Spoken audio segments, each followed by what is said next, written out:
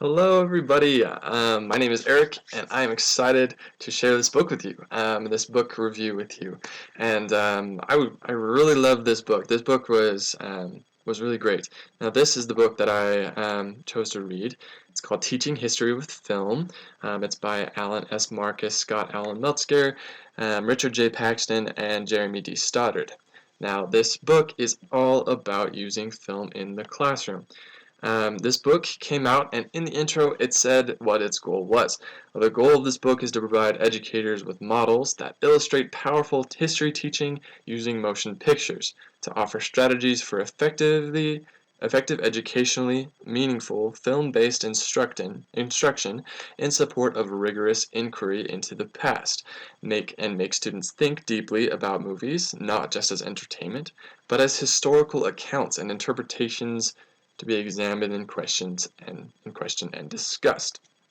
Now that was a lot of words, but basically it's to offer good strategies for teachers to use and to support rigorous inquiry into the past.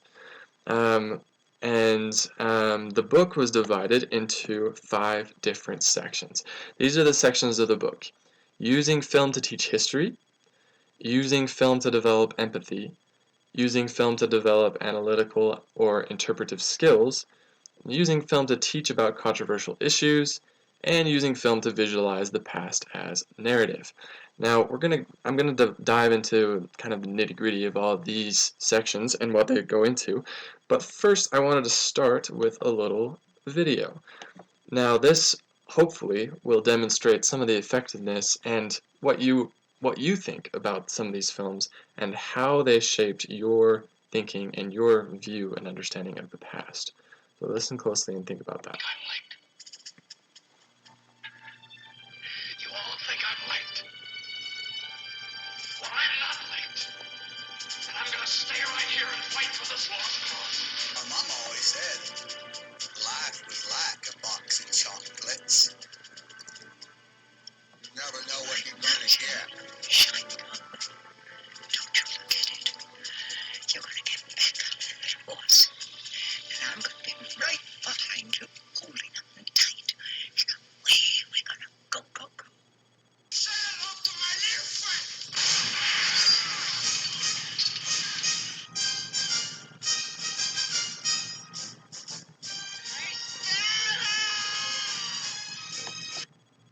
Hello? I have a feeling we're not in Kansas anymore.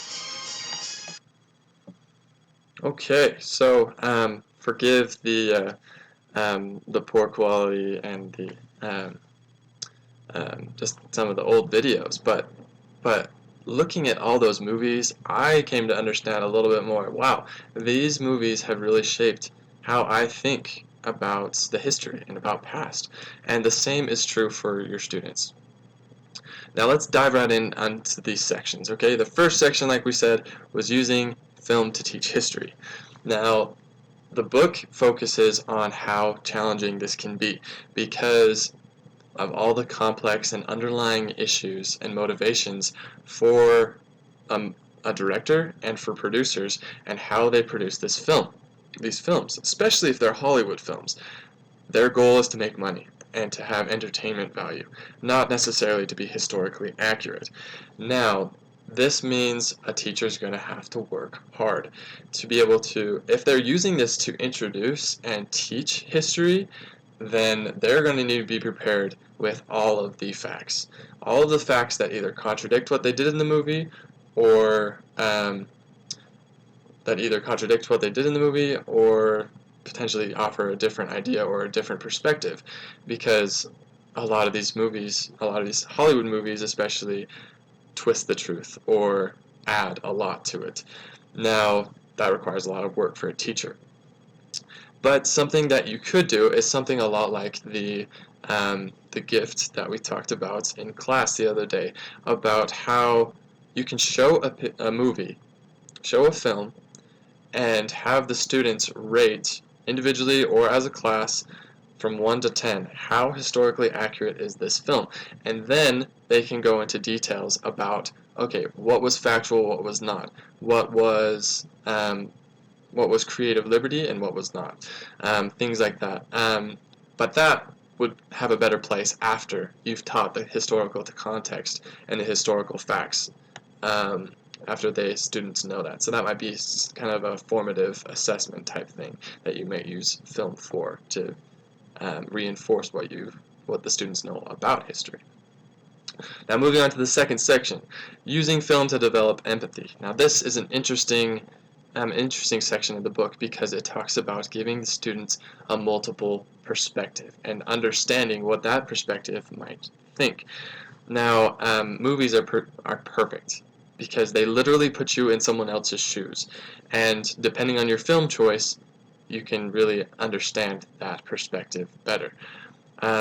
One of the examples that it uses in the book is using the movie Dances with Wolves, and how Dances with Wolves is interesting because most people going into that film, most Americans going into that film, will have an understanding that U.S.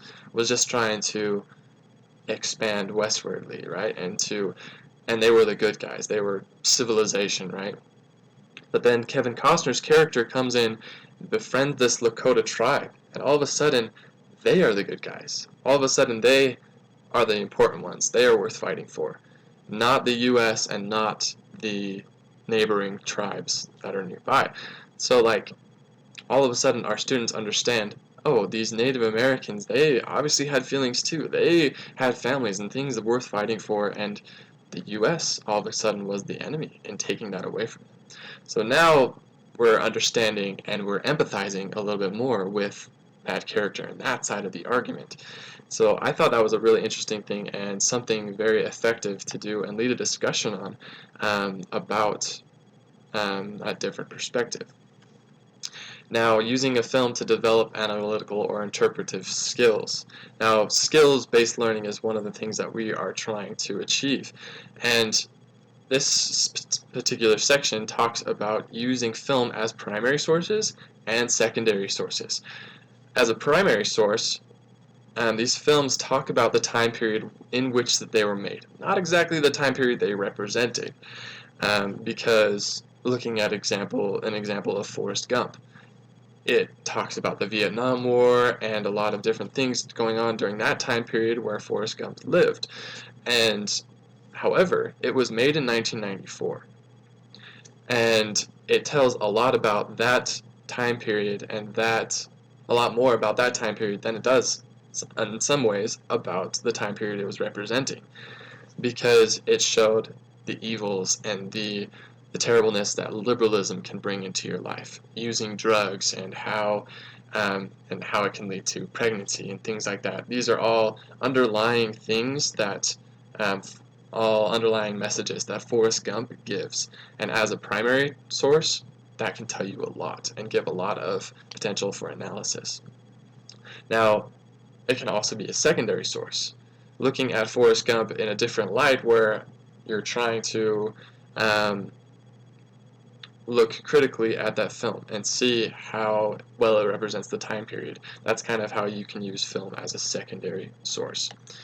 And then using film as to introduce controversial issues is the next section of this book. Now, I'm just going to jump right into an example. There's a film called The Jazz Singer. The Jazz Singer is about an entertainer who uses blackface, and it's an appropriate kind of thing to do, but he's also a Jew, and so his family's pulling him one direction, and his entertainment career is pulling him in another direction. At the end of the film, it comes out and says, it's okay that you are a blackface entertainer. It's okay that you have this. And it kind of gives an idea that Jews may have used this blackface or like this hatred of African Americans and used it to their advantage to become American and become non-discriminated against. And I thought that was a really interesting thing that even other races that had been discriminated in the past jumped on this racial bandwagon, and everyone teamed up basically against African Americans and some other minorities. Now, that's kind of a controversial issue, and there's lots of room for discussion in there. So I think that using a film such as The Jazz Singer can introduce these kind of controversial issues very effectively, and you can lead a great discussion. Now, and the last section is using the film to visualize the past as a narrative. Now, this goes without saying. Every film represents something, represents the past, and gives you a very vivid narrative and visualization of what was going on in the past. Now, overall, this book was very interesting, and I loved all the examples that it gave me and all of the great ideas that I got because of it. Now, some of the things that I found interesting was how negatively it looked towards using film to teach history and using film and how dangerous it can be because of misinformation. But I think that can also be spun as a great thing because movies are not going to go away anytime soon. Movies are going to be around, and our students are going to be viewing film for the entirety of our teaching career.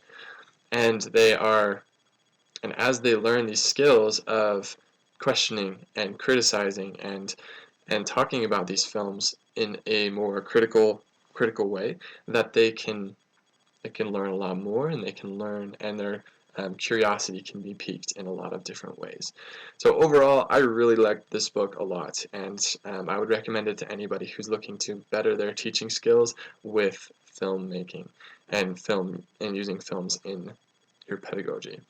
And yeah, I would highly recommend this book about films.